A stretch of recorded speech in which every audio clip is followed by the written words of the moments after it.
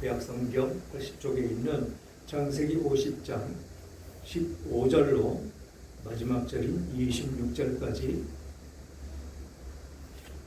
다 찾으셨으면 서로 교독합니다. 15절 제가 먼저 읽겠습니다.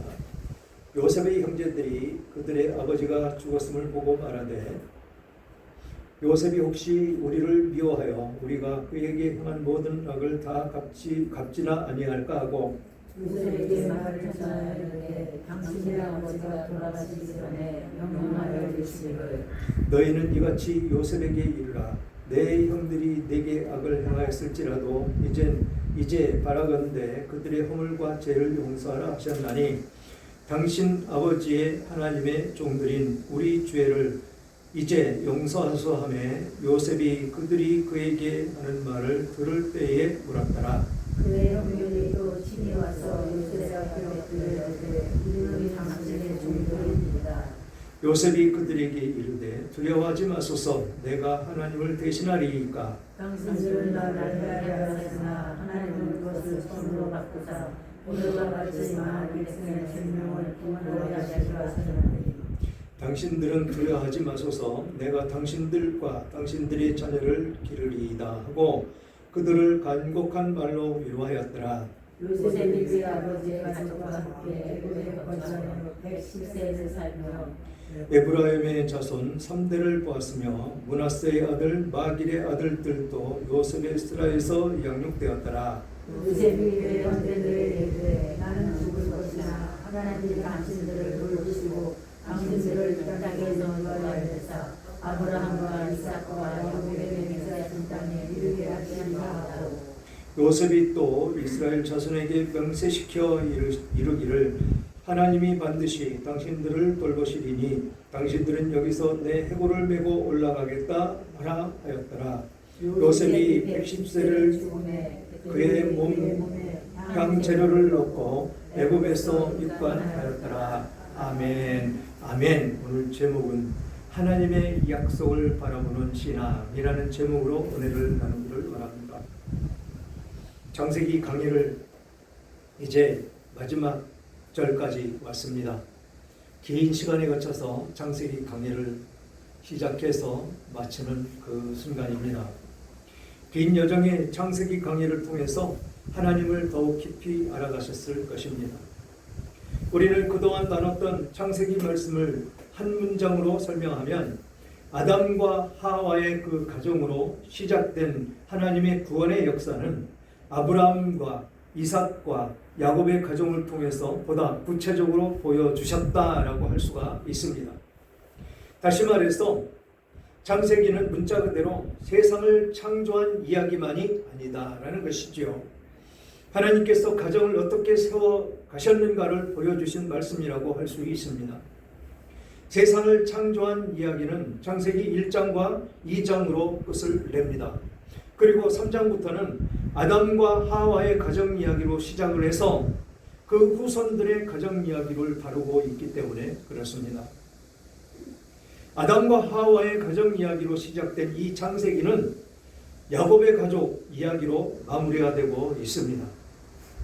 창세기 3장에서 아담과 하와의 가정이 선악과를 따먹고 범죄함으로 깨졌다면 이 창세기를 마무리하는 오늘 본문의 말씀은 깨진 가정이 어떻게 회복되어지는지를 보여주고 있는 것입니다.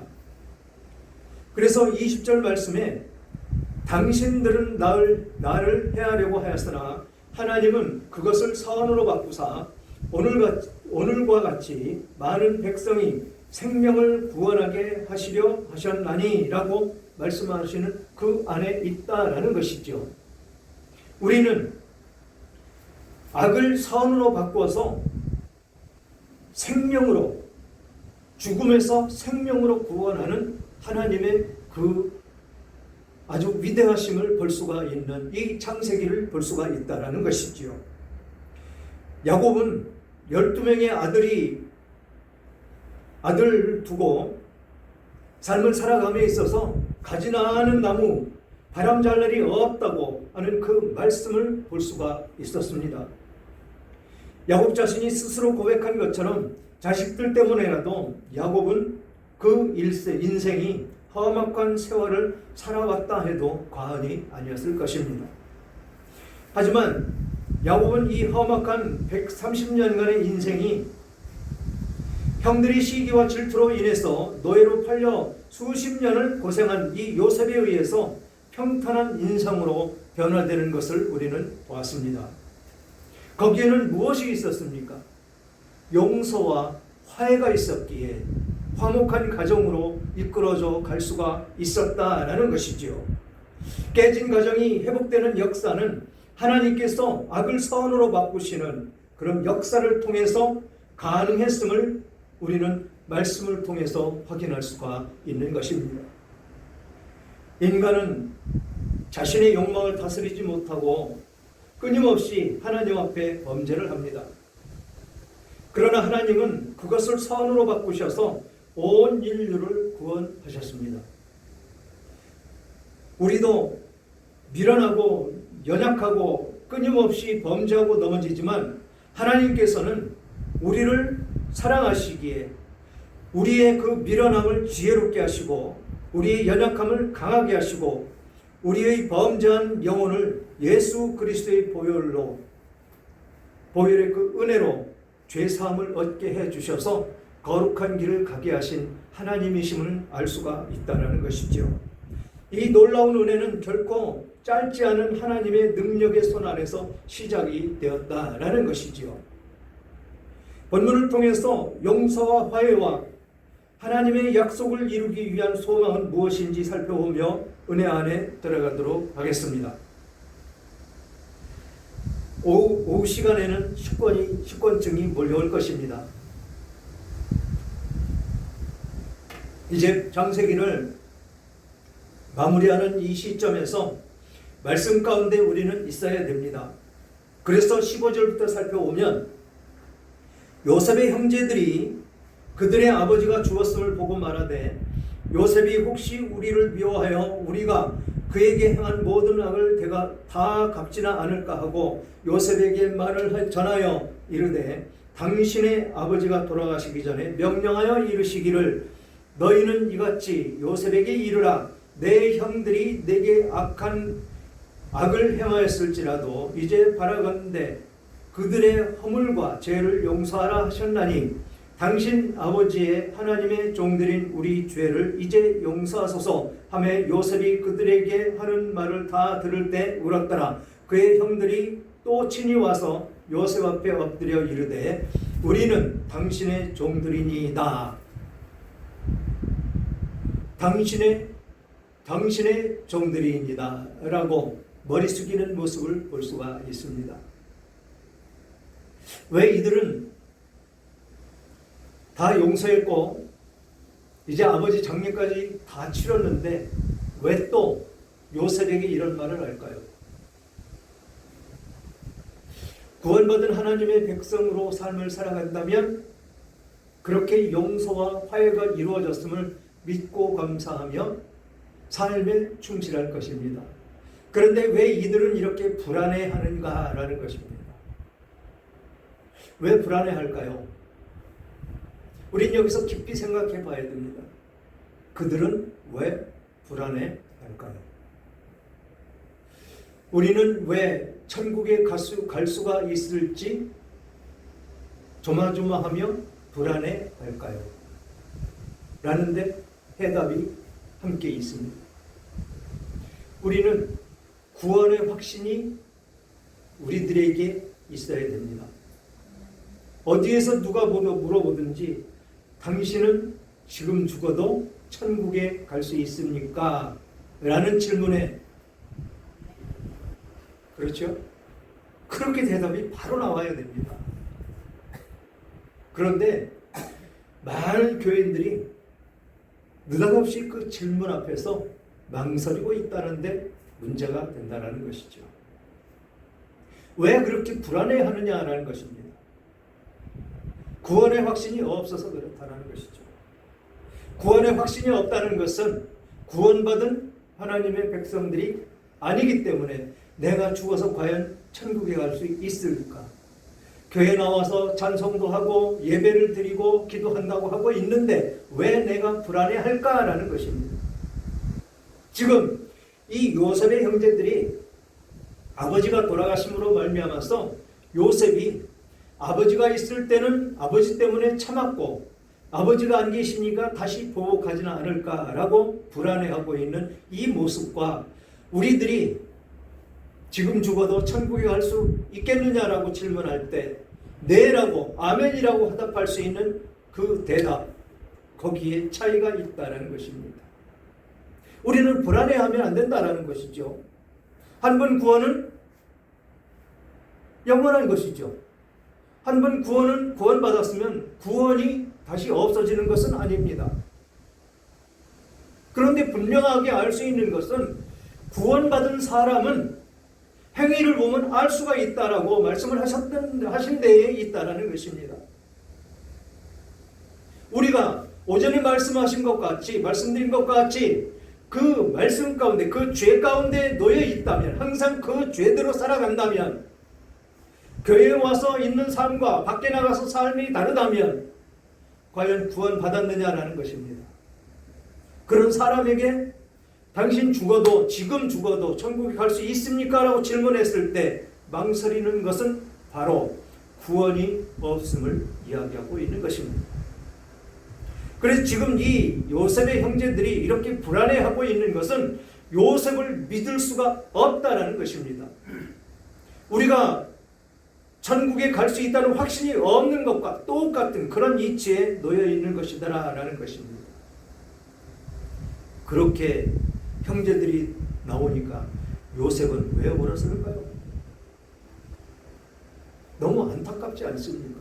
나를 이렇게 못 믿어?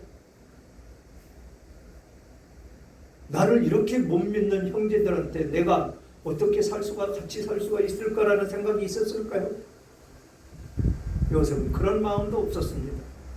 예수 그리스도께서 우리를 위해서 그렇게 구원의 길을 열어주기 위해서 십자가의 죽으심으로 말미암아서 우리를 구원하셨는데, 우리가 이 세상, 죄된 세상의 삶을 살아갈 때 예수 그리스도의 삶을 살아가지 못하지 않습니까?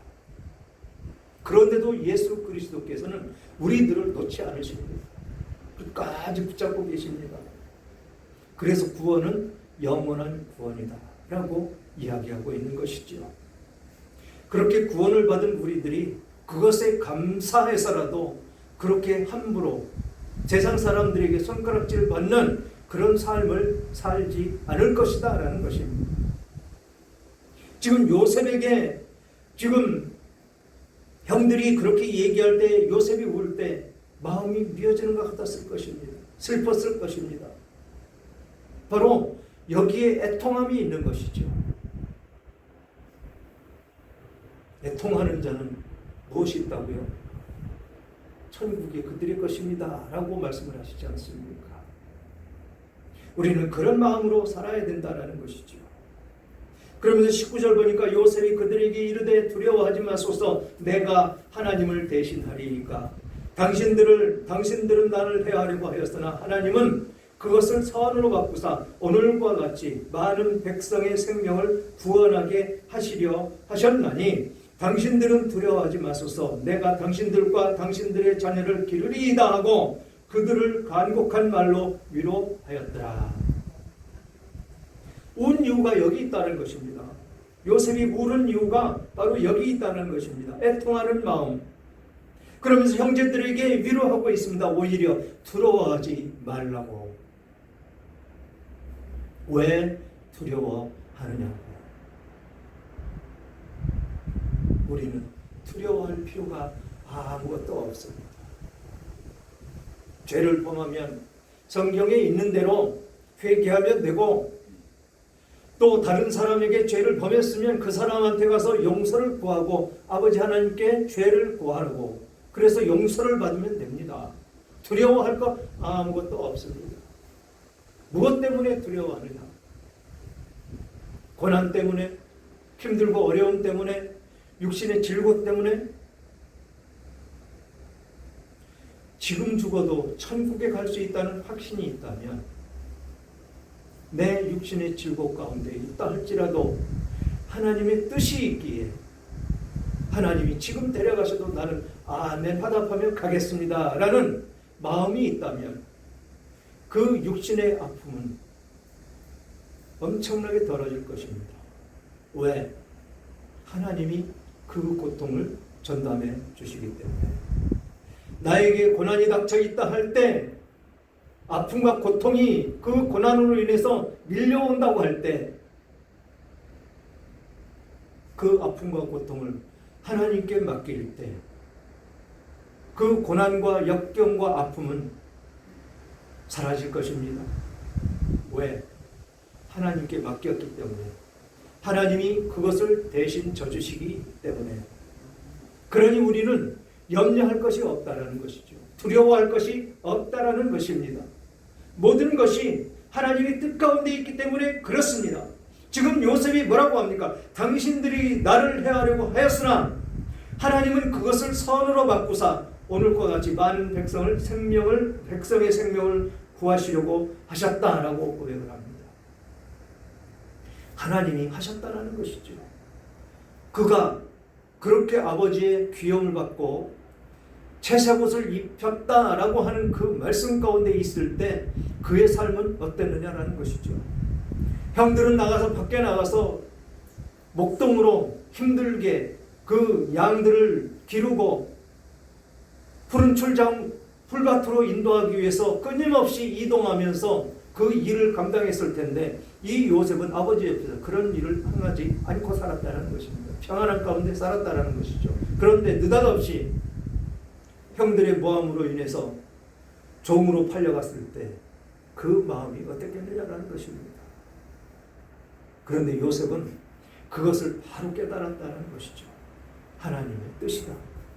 하나님 뜻이기에 이것을 내가 기꺼이 받을 것이다 라고 그 마음에 새겼기 때문에 그 종살이하면서 그 사람들이 시중을 들은 그 종으로서 충성을 다하며 일할 수가 있었다라는 것입니다.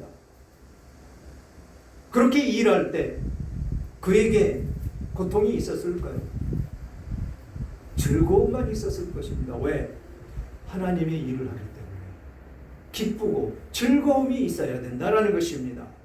우리들 삶 가운데에서도 삶을 살아갈 때 세상 가운데 놓여 있으니까 참으로 힘들고 어렵다라는 것이죠.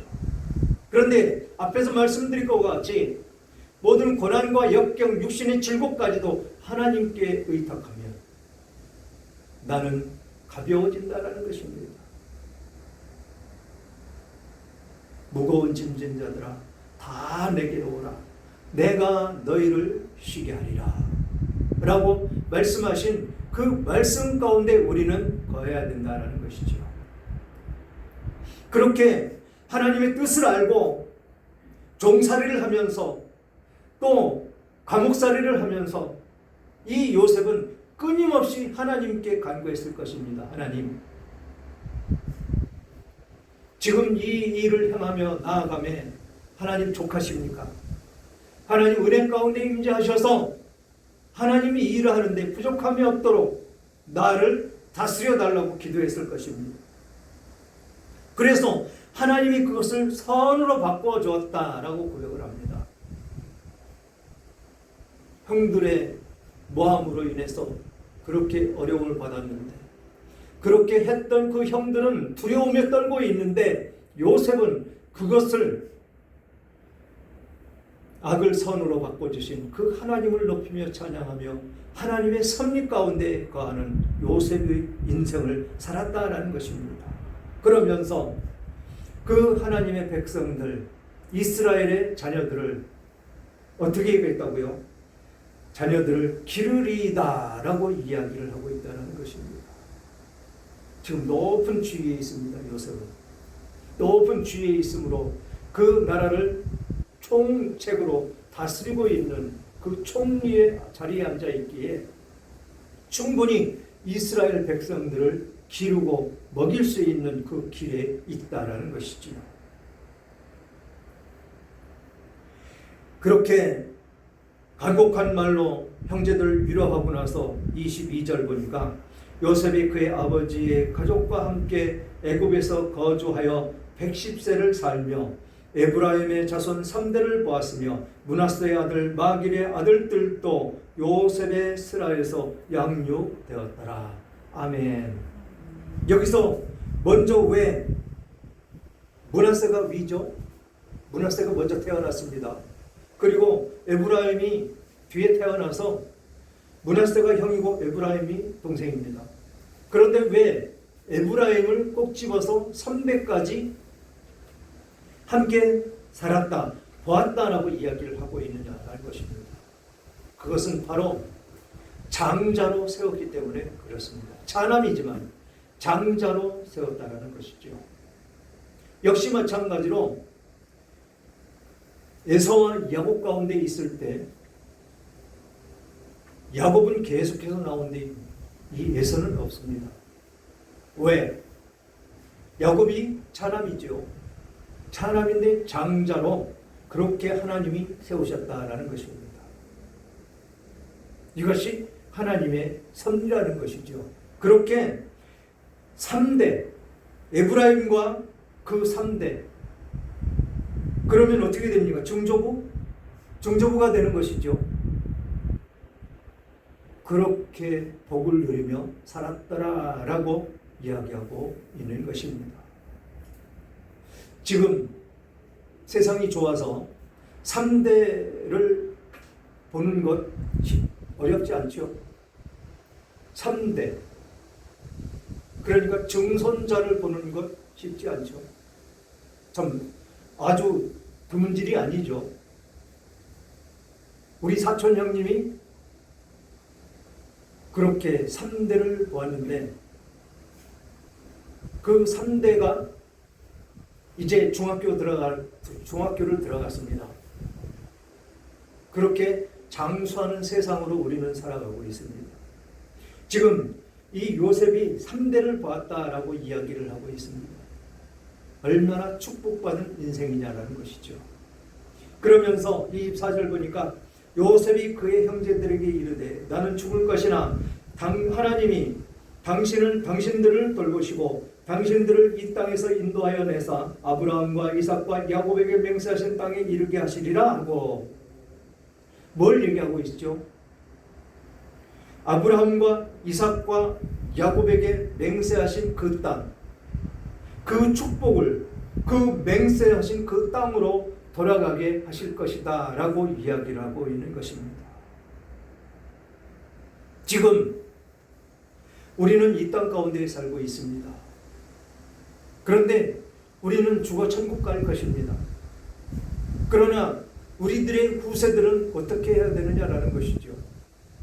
우리가 믿음을 잘 보여서 정말로 거룩한 삶을 살아서 자녀들까지도 바라볼 때 예수 그리스도를 볼 수 있는 우리들의 성품이 되어서 그들에게 저 천국 소망을 두게 할게, 그렇게 우리는 신앙을 물려줘야 된다라는 것입니다. 그 신앙을 물려줘야지 나만 천국에 가면 아픔과 고통 가운데 있을 자녀들은 어떻게 합니까?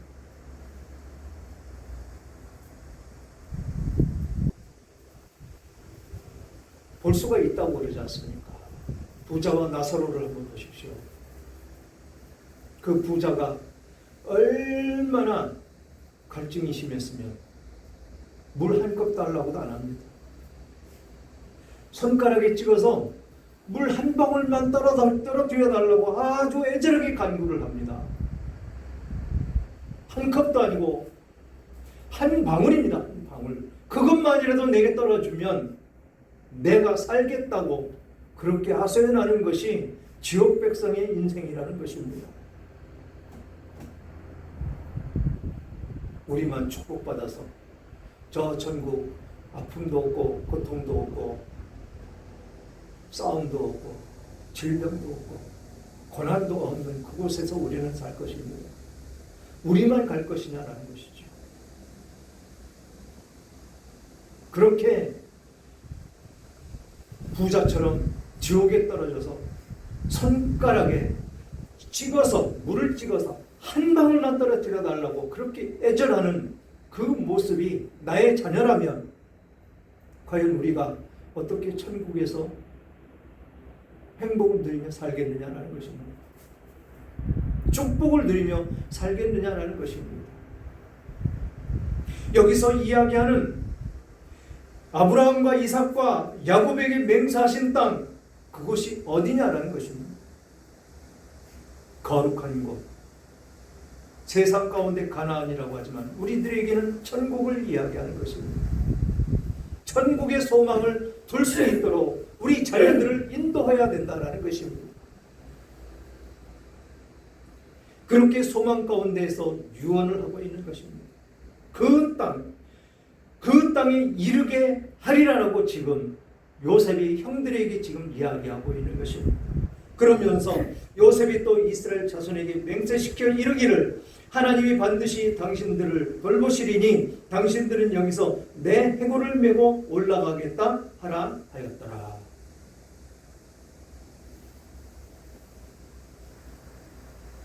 죽어서도 그것을 소망하고 있는 것, 그것이 천국입니다. 죽어서 가나안을 가겠다라고 하는 것이 우리들에게 천국이 되는 것입니다. 그래서 요셉만 가는 것이 아니고 그 후손들이 다 그곳에 갈 것이다 라고 이야기하고 있는 것입니다. 지금 여기는 이 애굽의 요셉이 죽을 당시 이때는 야곱의 자손들밖에 없습니다. 물론 400년이 지난 이후에도 모두가 야곱의 자손들이지요. 야곱이 그 12명으로 인해서 불어난 그 자손들일 것입니다. 그들은 모두 어디로 간다고요? 천국을 향해서 가야 된다라는 것입니다. 하나님이 약속하셨던, 맹세하셨던 가나안을 향해서 가야 된다라는 것이죠. 하나님의 약속을 바라보면서 약속의 땅으로 소망을 두고 가야 된다라는 것입니다. 그러면서 요셉이 죽습니다. 요셉이 110세의 죽음에 그들이 그의 몸에 향재료를 넣고 애굽에서 입관하였더라. 향재료를 넣고 입관하였더라. 이게 지난주에 있었던 얘기죠. 지난주에 야곱을 며칠 동안 했다고요? 60일 동안 향재료로 넣고 염하는 그 모습, 바로 미라를 만드는 것입니다. 미라를 만드니까 형체 그대로 있는 그 모습을 이야기하고 있더라라는 것입니다. 사랑하는 여러분, 요셉은 110세를 살고 조상에게로 돌아갔습니다. 유언을 남긴 요셉의 말은 언젠가 하나님께서 약속하신 땅으로 나아갈 때 자신의 해골을 메고 올라갈 것을 이야기하고 있는 것입니다. 요셉은 애굽이 자신의 그 부귀와 영화를 보장해준 땅이었습니다. 하지만 자신의 시선이 애굽이 아닌 가나안 땅에 묻히기를 원하고 있는 것입니다. 그것이 지금 현 시대에 와서 우리들에게 주는 것은 저 천국의 소망을 두고 살아가라 라고 주시는 말씀인 것입니다. 이것이 요셉의 궁극적인 삶의 지향점이 이 세상이 아니라 이 세상을 넘어서 영원한 세상에 있었음을 엿볼 수가 있는 대목인 것입니다. 믿음의 가정을 세우시는 하나님의 섭리는 요셉처럼 영원한 약속의 땅을 삶의 지향점으로 삼고 살아가는 그들을 통해서 아름답게 결실을 맺고 있는 것입니다.